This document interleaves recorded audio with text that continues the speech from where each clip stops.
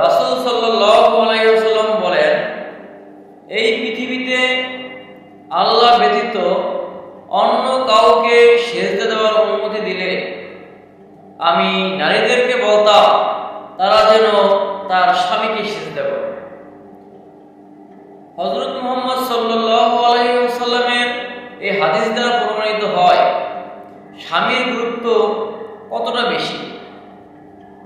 কারো স্বামী যদি তার স্ত্রীকে বলে, তুমি তোমার বাপের বাড়িতে আমার অনুমতি ছাড়া যেতে পারবে না, ওই স্ত্রীর বাবা মারা গেলেও স্বামীর অনুমতি ছাড়া বাপের বাড়ি যেতে পারবে না। এই কথা দ্বারা প্রমাণিত হয় স্বামীর গুরুত্ব একজন স্ত্রীর কাছে কতটা বেশি। কিন্তু বর্তমানে আমাদের সমাজে দেখা যায় অধিকাংশ মা বোনেরা, অধিকাংশ নারীরা তার স্বামীকে সম্মান করে না, শ্রদ্ধা করে না, স্বামীর মুখে মুখে তর্ক করে, স্বামীকে অমান্য করে।